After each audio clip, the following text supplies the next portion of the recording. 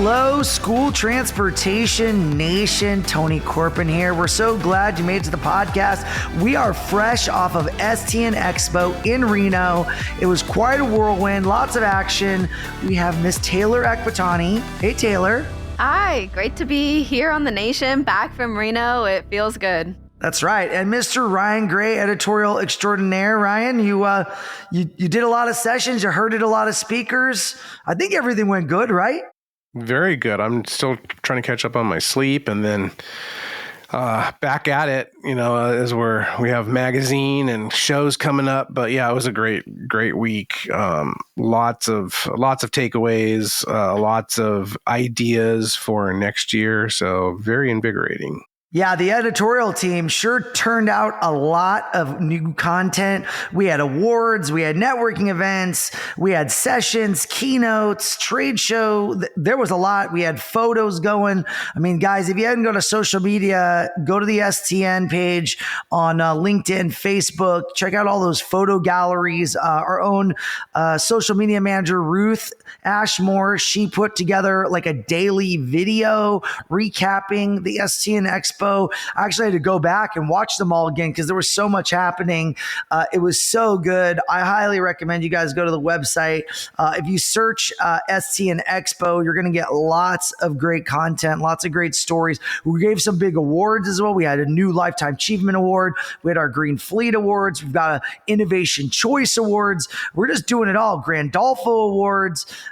There was a lot to take in through this. So we're going to walk you guys through the show. But before we do that, I want to remind you, this podcast is brought to you by TransFinder, the leader in school bus routing software.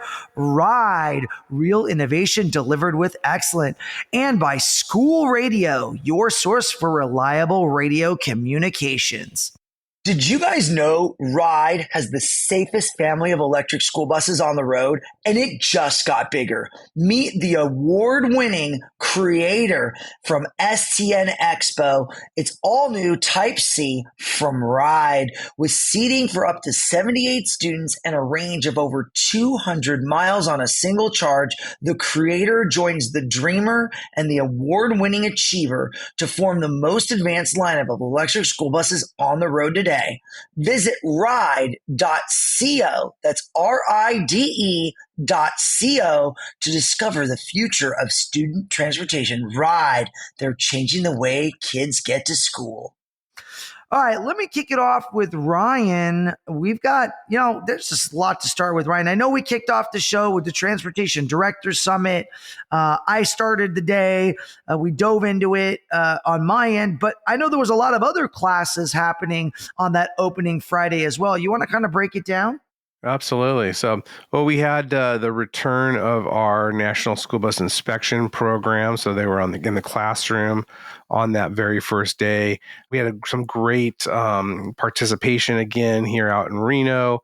We've been adding electrical component overview as well. So really giving those folks an opportunity to, learn how to keep the bus uptime where it needs to be. We can't have buses breaking down on the sides of roads, and that's even more important as we're introducing electric into the national fleet.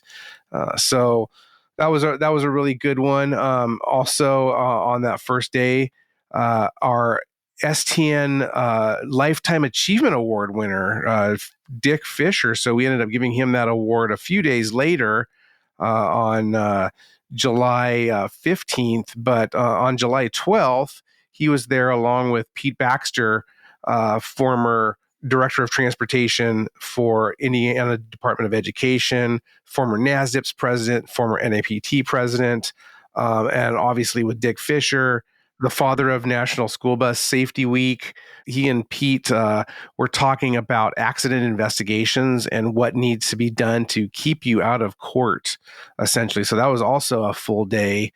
We had a lot of attendees there that first day. Usually, Tony, a lot of folks kind of come in over the weekend. They little by little trickle in. But really, from the get-go, we had several hundred folks out there with us. So that was really exciting to see. Yeah, I was in that session with Dick and Pete, and It's just a wealth of knowledge. Like it's 8 hours long. There's a break for lunch, and you would think like, oh, people would maybe like tune out, but everyone was engaged the whole time. They do a great job of, keeping people on their toes, and it's truly just a great session. We saw it at Indy this summer as well, so it's just a lot of information that Dick has. He's just, like you said, Ryan, when you were giving him the Lifetime Achievement Award, he's a walking dictionary for, student transportation. He's got so much knowledge over the 70 some odd years that he's been going. I mean, he started in 1952 as a 17-year-old school bus driver for the U.S. Air Force.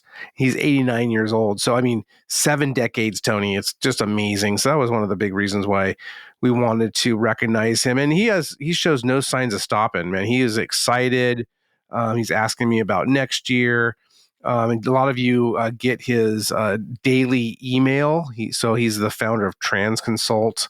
After being a transportation director at a couple of districts in the 50s and 60s in Southern California, went on to be a safety director for a contractor, and then has basically run his own consulting business since 1977. That's a hallmark year, of course, because that's when the first federal motor vehicle safety standards for school buses were promulgated and dispersed there out in the grand scheme of the federal oversight.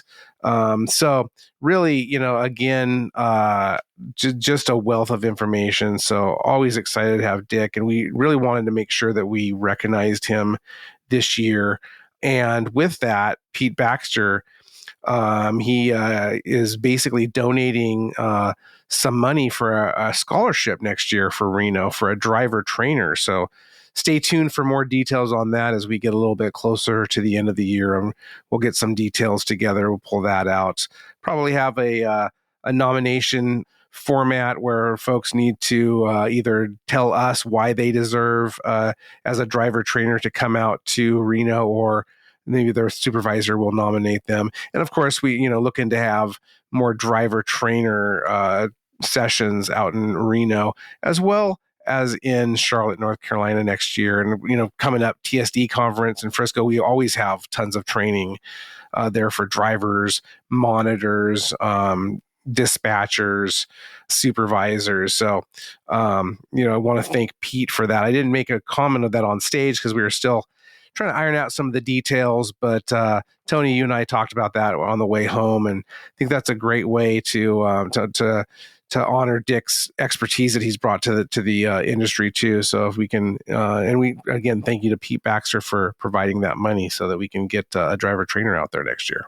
Yeah, it was a very moving thing. Dick is usually never a man who's short for words, and I think we caught him speechless. So he was very moved. And then our keynote speaker, Christine Cashin, is going on stage right after Dick, and she made a comment. Wow, for a guy who wasn't going to give a keynote, he literally stood up there and gave a very moving speech about, don't let things get you down. Remind yourself who you're doing this for. It's for the kids. And, I think it was a very heartfelt message that he delivered to the audience.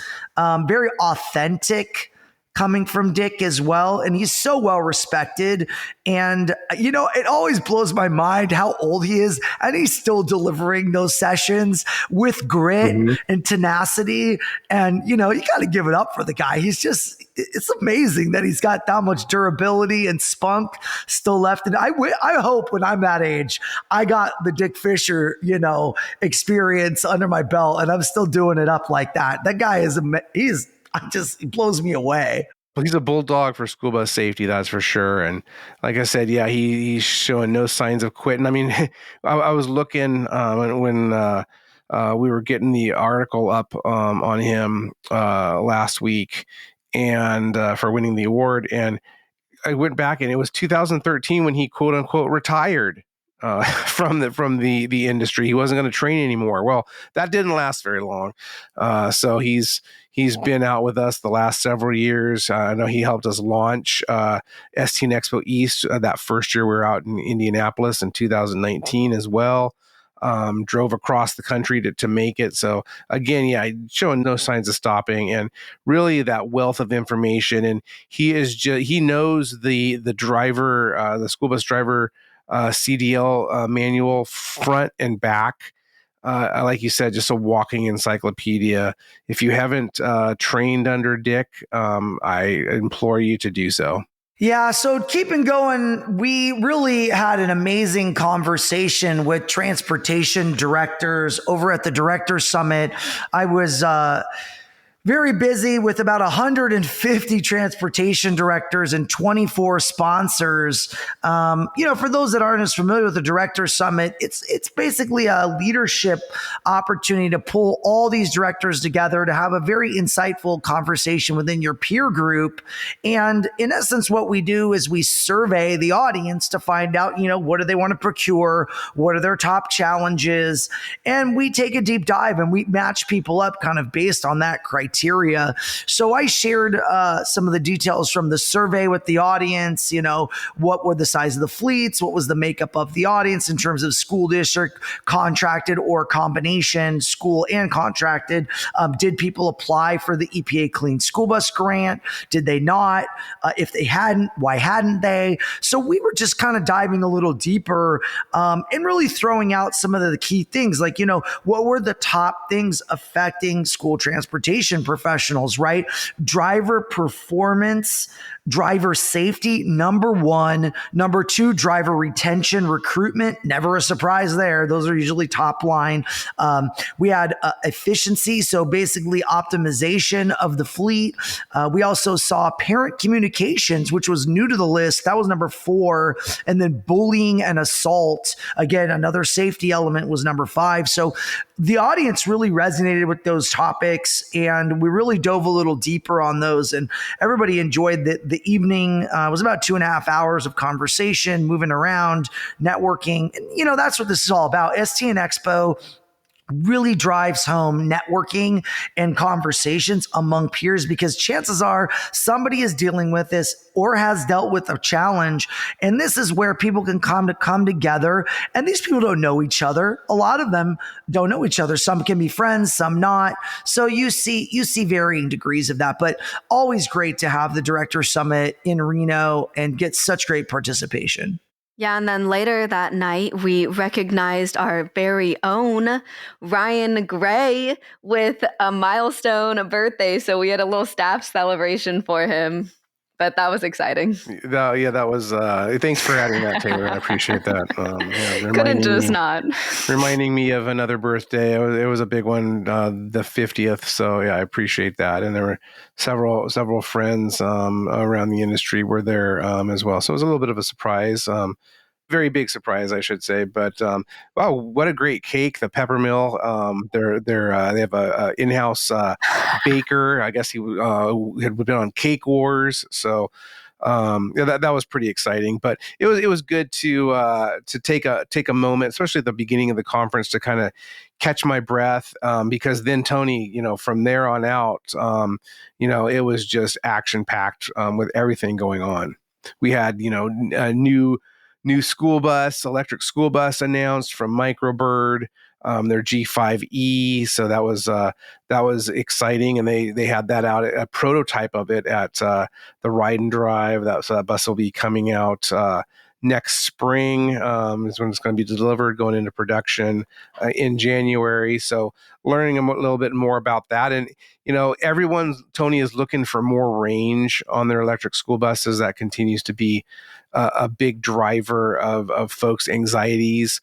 So that Ride and Drive was pretty exciting. And one of the highlights for me, the industry does this for the kids, right? So little 9-year-old Lucas from Guatemala joined us. So he turned into a fan favorite. His mom actually reached out to me in early June or mid-June and said, hey, this is going to be the strangest phone call you've probably ever received. They were planning a vacation to the U.S., and she told me that her son loves school buses. And so he was online, and lo and behold, what did he find, Tony? STN EXPO website and a video I believe, that was promoting the conference and said, Mom, we got to go to this. So they spent their summer vacation in Reno with us for just about the full week, went to the ride and drive, went to the trade show, both the opening night and then the following day. He loves school buses. He was in there in the booths, talking it up, talking to all the executives and talking about the bus. He said he wanted to see a diesel bus because there was so much electric, and there was a propane bus on the floor as well. There was one diesel bus that was actually there showing something else, not the diesel. But when that hit the floor off the lift at the end of the trade show on Tuesday, he wanted to get in there. I got him in the front seat, and he was operating the air ride on the seat and looking at all the buttons, and we were opening and closing the loading door. So really had a great time, and it was really fun to see the attendees respond to him, because again, that's why all these folks are in the industry to begin with. So that was a great way to end things as well. Yeah, it was a really special time, Ryan. And throughout the event, right, we had the chance, like I said, to take the directors up to Lake Tahoe for round 2 of the Directors Summit. And we transitioned up there with the entire group. And we had Christine Cashin, who was also our keynote speaker, as our leader for that. And she gave a little bit of a different experience. And the session was called, Can't We All Just Get Along? Why can't we get along, Ryan? And she really talked more about communication strategies and how we all phrase things and how we use words to address and communicate. And really some great actionable items came out of that conversation. Even myself, I walk away thinking, wow, I could even communicate that a little differently with people. And how could I do a better job communicating, right? So we all communicate, it's like drinking water, right? We all communicate. So now it's how can we take a very simplistic idea and kind of adapt our thought process in the way we deliver and ask questions and address people. So I always find that stuff to be very useful. I think Christine, out of all the keynotes we've had in the last 6-7 years, people said that was the favorite of all your keynotes, all your director summits. And I mean, we've had some amazing speakers. And for people to come out and say that, I was like, wow, this lady is very impressive. And she had such a likability to her, such a comedic delivery. She was so animated. I love that about her. Just super fun, funny, but delivered a very meaty discussion about communication strategies and leadership. Absolutely. And her message really resonated with me. And I had her on the podcast a couple months ago, but what she tells everybody, and to tell their staff as well, you got to boogie, be outstanding, or get involved elsewhere. And to your point, Tony, if you're not wanting or feeling that need to really communicate and innovate, then maybe you need to move on. And that's one of the things that, we don't like to talk about in the industry, certainly our readers don't like to talk about, but they admit it, especially in this driver shortage. There's the feeling like you just got to get any warm body you can to get them behind the wheel. But, the children, again, they deserve the best. And we need to make sure that the folks who are driving the school buses, who are repairing the school buses, who are routing the school buses, who are leading the organizations, that they're outstanding, or they need to get involved elsewhere. And that can sometimes be a tough pill to swallow, but doesn't make them bad people. But sometimes, this isn't for everybody. We just need to keep that in mind and do the best we can to motivate and create that culture in our organizations that folks want to be a part of. So hopefully they do want to be here. They want to be engaged and helpful for the kids and for all the stakeholders. But again, a lot of that goes back to the leader and how everything flows downhill from the cultural standpoint. So that's really what stood out to me from her conversation. Excellent thought, Ryan. Let's take a quick break for a message. Hey guys, what do software, hardware, and safety have in common? One word: TransFinder. Did you hear that TransFinder won 3 Innovation Choice Awards at STN EXPO in Reno? Attendees voted and awarded them Best Software, Best Hardware, and Best New Safety Technology. TransFinder's Route Finder Plus solution and apps, Stop Finder and Wayfinder, all well known throughout the school transportation industry. Not everyone realizes, though, that TransFinder provides hardware like card readers, tablets, and mounts. As for safety, Patrol Finder for schools is TransFinder's latest solution designed to make buses and campuses safer. TransFinder's president and CEO, Antonio Civitella, said the recognition means so much because it's voted on by school transportation leaders. Civitella shared that we know a lot is riding on TransFinder because a lot is riding on those yellow buses that travel through our communities. TransFinder must continue to innovate as more is being expected of transportation departments from district leadership as well as parents. You guys can learn more about these innovative solutions at transfinder.com. That's transfinder.com. All right, we're back. Taylor, talk to me more about your experience at the show and what stood out to you as kind of some key takeaways from some of our sessions. Oh gosh, there were so many great sessions this year. So kudos to Ryan for putting those together. But I do think like an overwhelming theme looked at department culture, looked at, getting everyone involved, especially with the keynote Christine that you guys were talking about. There were a lot of sessions that really, we had a diversity, equity, inclusion session, which was amazing. We have the So You Want to Be a Transportation Supervisor session. So it's just kind of engaging all your stakeholders and putting your operation together, really connecting everyone in the operation and giving them their role. So I really felt like that was a theme throughout the conference and loved both of those sessions. Yeah, one of the sessions that stood out to me was actually a battery session that Vishant Katari from WRI did on Monday, July 15th. Really fascinating. I knew going in working with him and the folks at WRI that it was an important conversation.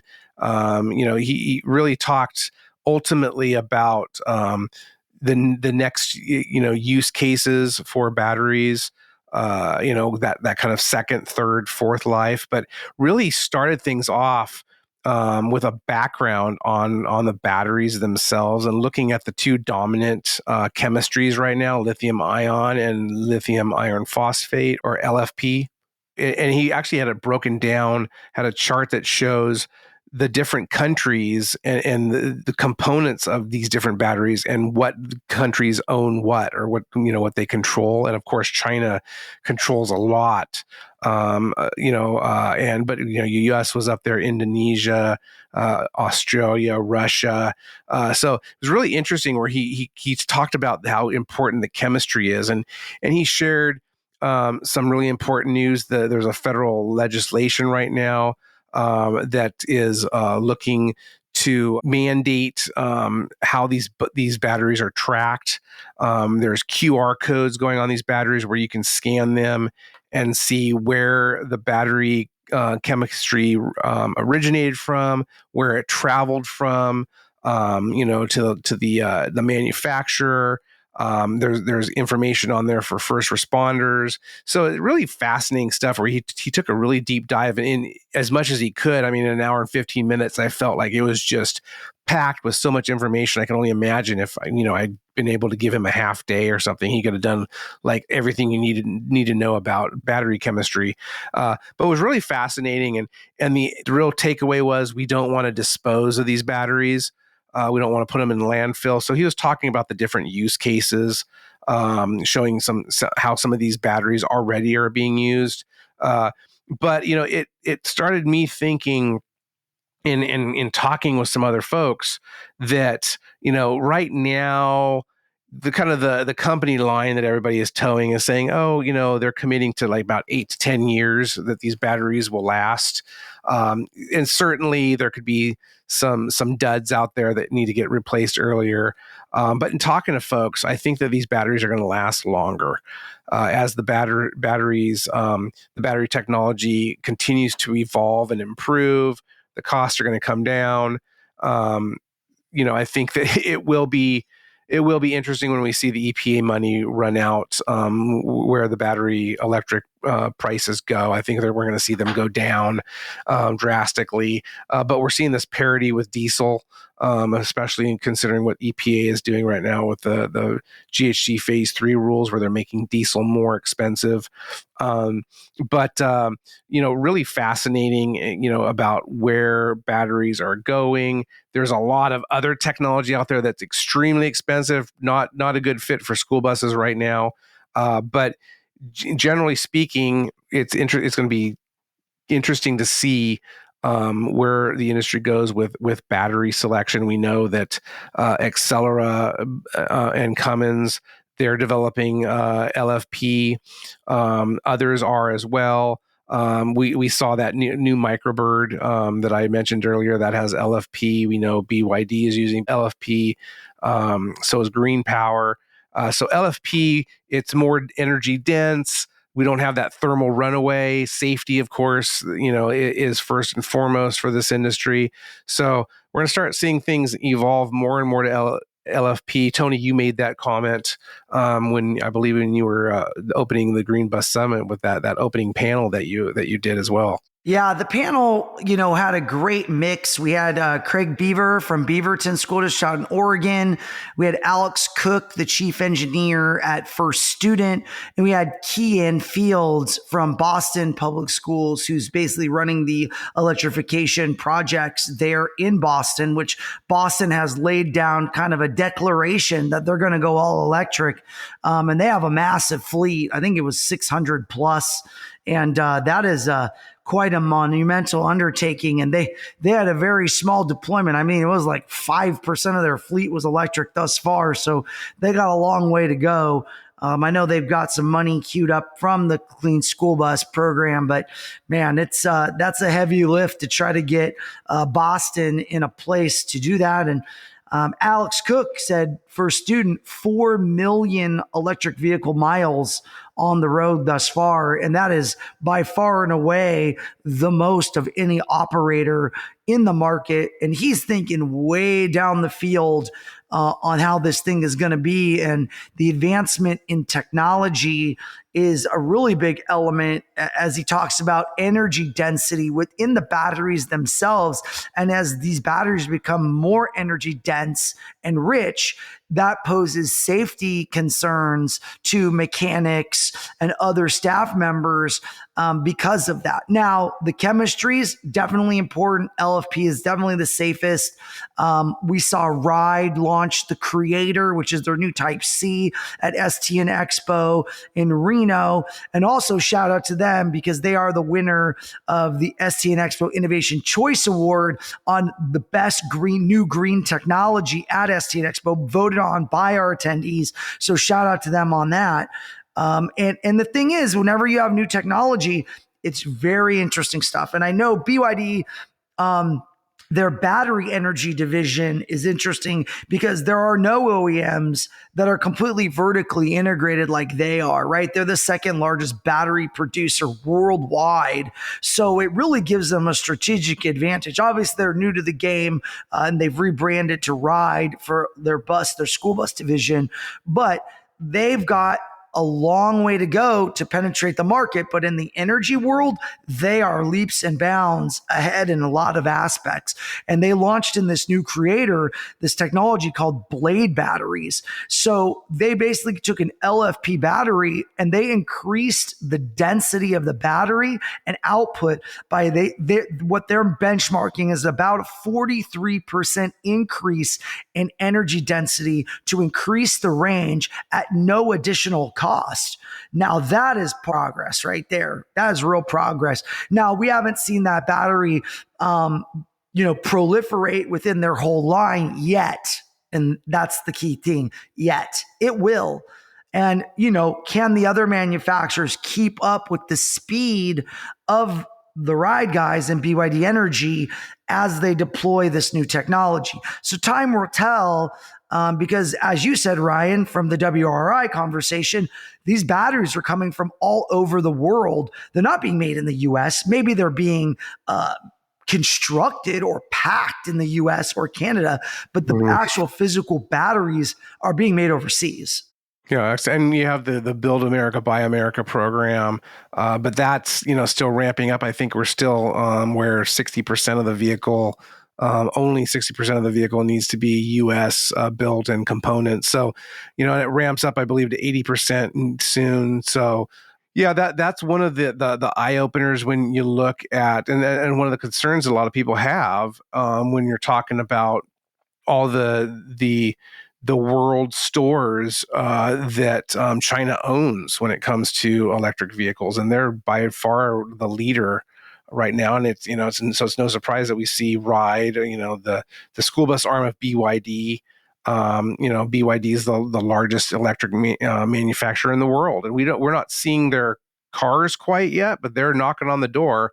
And certainly there's transit buses all over the place here in the U.S. as well as in Europe. So and in Asia. So certainly it gives you pause. And I think again that's why it's so important that one of what Vishant Katari was talking about at WRI is the responsible electrification, and that entails knowing where you're sourcing from, because again, what he was discussing was, hey, these are school buses for kids, and we need to, as an industry, make sure that what we're putting kids on, that we're being responsible, and we know where these different elements are coming from, because we hear all these horror stories about mining being done in basically slave-like conditions using child labor.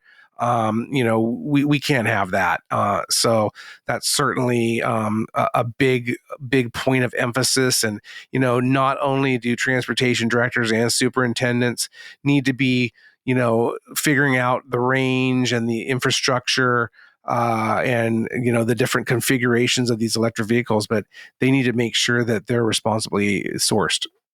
Yeah, I think switching gears, still talking about technology, but looking at the safety aspect. Tony, you moderated a session looking at the trends in safety technology, and John Barrington and Tim Gordon were on it. John Barrington with IMMI and Tim Gordon with Bluebird. And they were talking about the decision to put lap shoulder seatbelts on school buses, which has been a huge topic in the industry since I've been in the industry, but I'm sure since most people here have been in the industry. And so I think that was really interesting. It kind of shows the shift in technology that we're seeing, and that decision to put lap shoulder seatbelts as standard on Bluebird buses. I thought that was a really interesting session, and they kind of talked through, why they made that decision and how it kind of came to be. And I think the audience was eating it up, right, Tony? It seemed like it was just a good discussion to have, especially as times are changing. Yeah, it was interesting. With IMMI specifically, they're a global safety company. So they're looking at a lot of accidents that occur in different vocational vehicle types, and they're improving their product as a result of that data and that analysis. And John Barrington had emphasized that from IMMI about that, and a lot of the research and focus that they take. And they have a center, which we've talked about, the Center for Advanced Product Evaluation, called CAPE, there in Westfield, Indiana, where they test and crash a lot of vehicles. And with an electric bus, you don't want to crash too many of them because they are a very expensive asset. So you look at what they do, the products, the refinement, We also talked a lot about the airbag discussion. Why did they move forward? And Tim Gordon basically said he saw the airbag technology and said, hey, why don't we get that on our school buses? And it was kind of almost an afterthought, like, hey, what about this? And that little spark has now presented one of the most interesting safety options on an OEM school bus that we've ever seen. Very interesting, Taylor. Yeah, I think with the airbag too, Tim mentioned that when you look at school bus crashes, over the past decade or so, if there's a death, it's going to be to the driver most times. And so this kind of technology is directly impacting the safety of the school bus driver, which is something that hasn't been seen recently or, in the past couple of years. And I actually saw the airbag, deployed at the Safeguard IME booth. So it was cool to see videos of it during that session, how it works, but then also to feel what this airbag is going to look like and feel like when it's deployed. Yeah, I agree with you. And, again, we talked about it a few episodes ago. I went to the crash test demonstration when Bluebird launched this.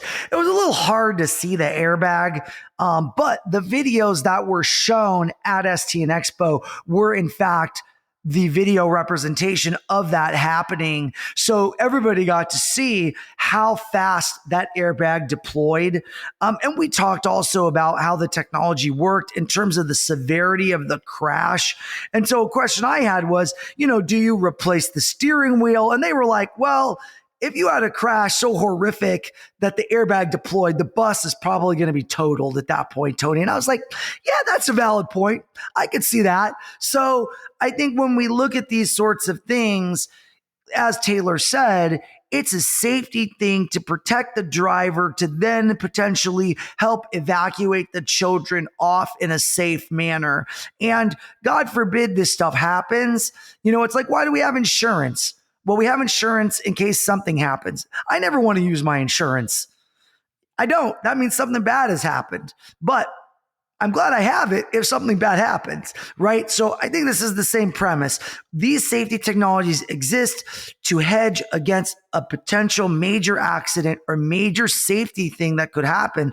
And then there's a lot of their lives on board that could be impacted by this. So the seatbelt decision, the airbag decision, it'll be curious again how the other OEMs respond. We didn't hear anything to that effect yet. And then during the panel, we discussed a little bit about if another OEM should deploy airbags, it would take an enormous amount of engineering for them to get that game time ready. So I guess time will tell, Ryan and Taylor, on if we'll see these kind of safety technologies deployed. But before we keep talking, we have a quick message. Hey guys, are you looking for reliable radio communications? School radio has just that. Push to talk over cellular radios are gaining importance across various environments for their role in streamlining communication and enabling immediate contact among essential staff. School radio helps take connectivity a step further by offering interoperability solutions that bridge conventional two-way radios with POC systems, creating a unified network that boosts effectiveness and safety.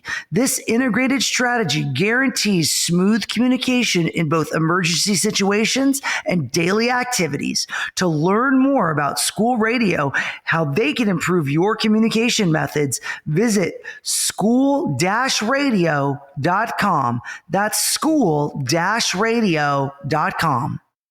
Ryan, you want to take a little deeper dive into some of the other sessions, maybe Green Bus Summit or maybe the keynote with Keith Kruger from Cozen. I know we have some updates there. The FCC made some announcements last week. Yeah, Keith Kruger is the executive director of Cozen, the Consortium for School Networking. So that's really the major advocate for school IT professionals.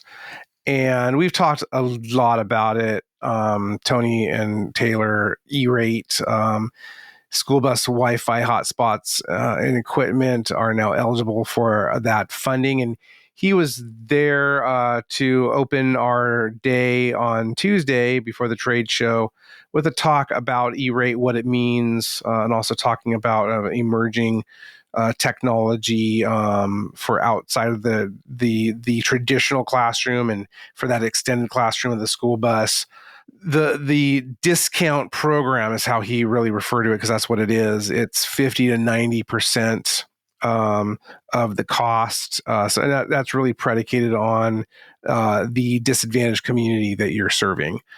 So the more disadvantaged of the community, the more funding. There were several people in the audience that have Wi-Fi and that have received money already. So that program is moving forward. He pointed out the legal wrangling that continues to go on with E-rate.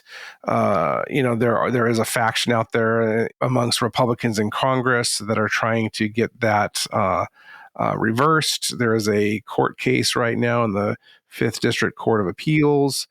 So we'll see how that plays out. But in the here and now, it seems to be money in perpetuity for this expense. And you mentioned the FCC. They did come out last week, just a couple days after our expo ended, and it doesn't appear to involve school buses at this point. But what they're doing is they're lending support to the loaning of Wi-Fi hotspots. So we saw that certainly during COVID, when buses were equipped with Wi-Fi hotspots.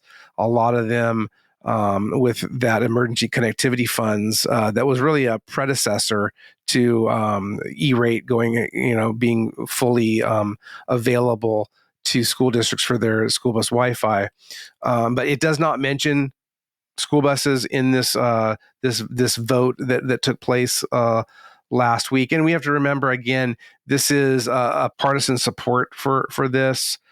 So it was a vote of 3-2. It was the same FCC board members led by Chairwoman Jessica Rosenworcel that are Democrats that approved and are promoting this use, this lending out in the rural and disadvantaged communities. But we will see. I'm waiting to get a little bit more clarification from FCC on, since school bus wasn't mentioned, does this mean that school buses could be parked out in communities once again?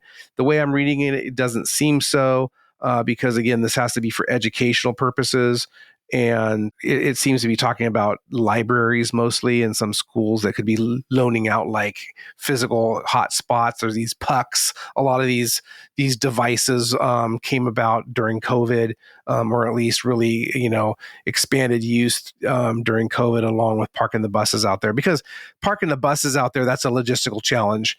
And during COVID, when everything was shut down, yeah, I mean that's what you could spare your buses for that. But now that we're back and we're rolling, those buses need to be getting kids to and from. So, but certainly there's a lot there from that closing that learning divide, which is what the FCC and Rosenworcel are attempting to do with this.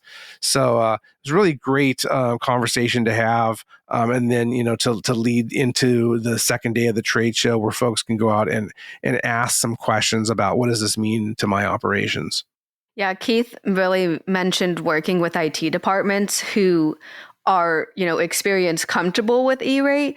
And I noticed that was something that Clint Breyer with Safety Vision said a lot during the safety technology trends panel discussion was, transportation directors don't have to do this alone. And granted, they shouldn't do this alone, right? There's a lot of technology that you can add, and you should be working with your IT departments. And there could be funding through your IT departments that you guys aren't getting because you just haven't asked or you just don't know about it.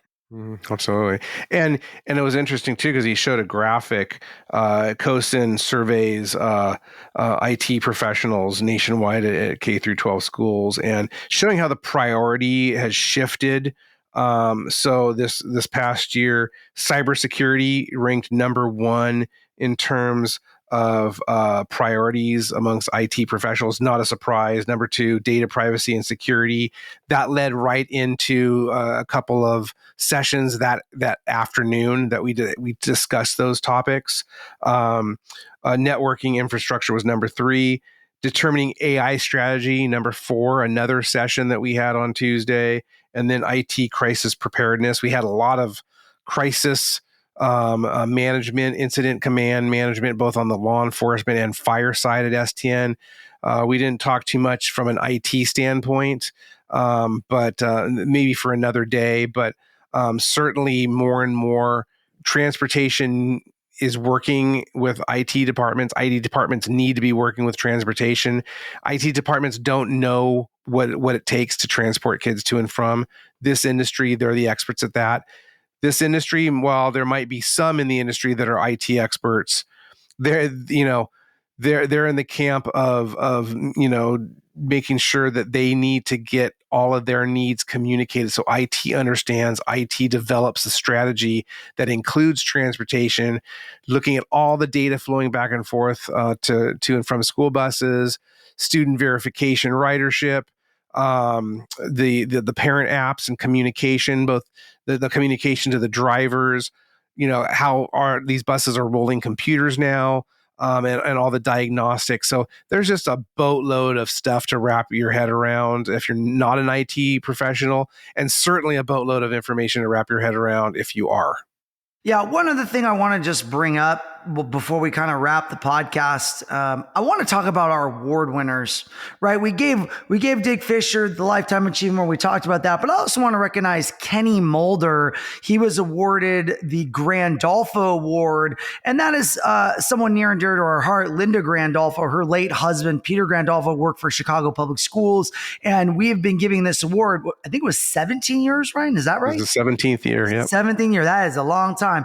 And Kenny has been absolutely instrumental in supporting special needs children. Not to mention, he supports the special needs rodeo at the TSD conference with his team. And he is someone so special and so just humble. And this was his very first time to STN EXPO. He was blown away. Was absolutely blown away, right? You hear about it, but once you go, you're like, wow, this blew my mind. He was like a kid at Disneyland for the first time. He was like, he was like kind of looking, he was like, this is a great conference. He was at the welcome party on Saturday, and that was a spectacle. So that was like, seeing that, and then just seeing the ride and drive and Green Bus Summit and all the sessions and the trade show.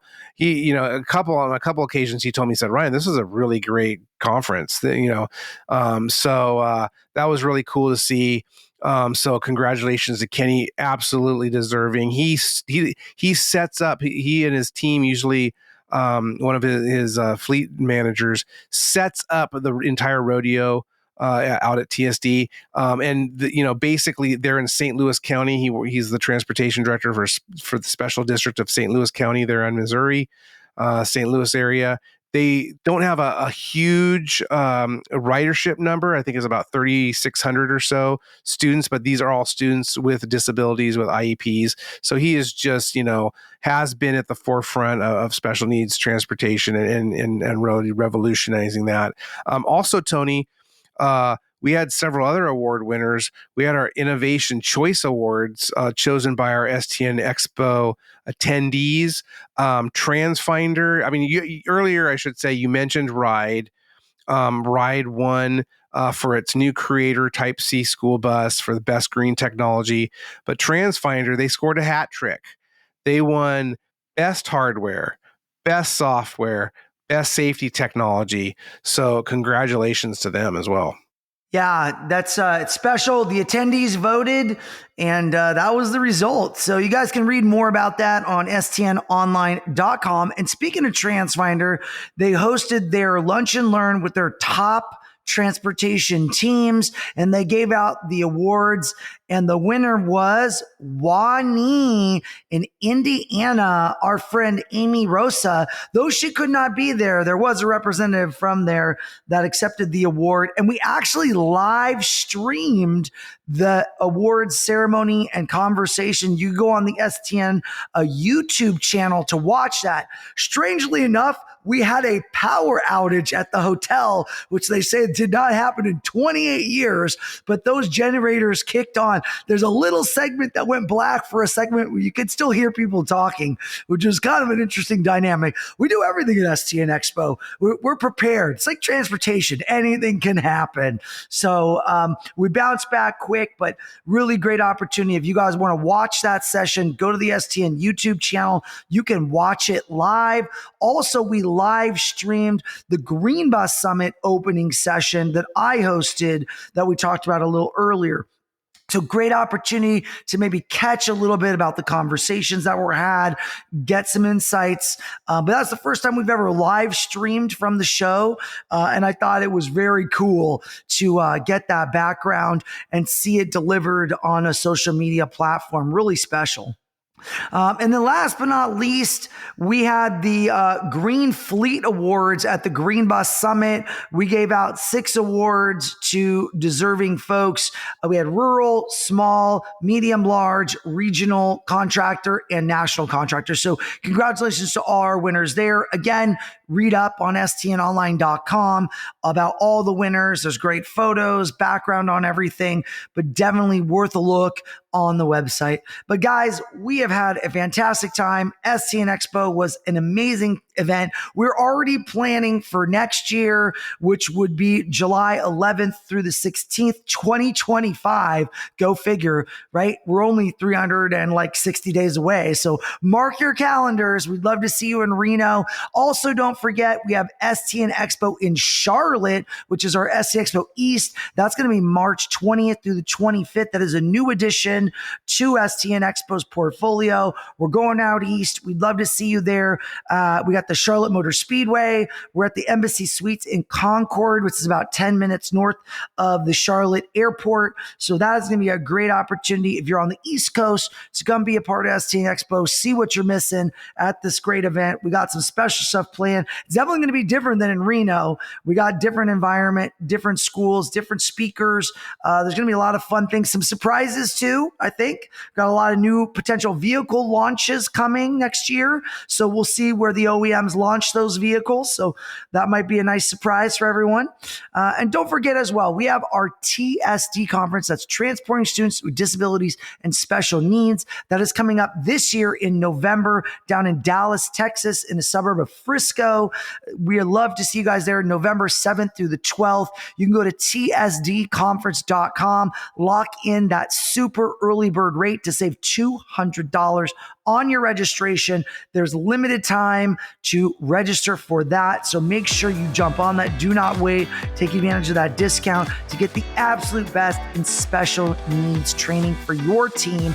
Elevate your game, elevate your leadership at the TSD conference. Guys, it's been an excellent episode. I want to thank Taylor, Ryan. Special thanks to our partner sponsors. We got TransFinder, Ride, and School Radio. Guys, we love you. If you listen to this podcast, share it with your friends. Get it out in the social networks. If you went to STN Expo, post online. Share your photos. Hashtag STN Expo. Make sure to tag me. Add me as a friend on LinkedIn. Add Taylor. Add Ryan. We'd love to be your friend. You'd be my friend. Hopefully you'll be my friend. Right? I'll be your friend. Thanks, Ryan. Hug. Taylor, be my friend? Of course. Love that. All right, guys. Nation, we love you. We'll see you next week.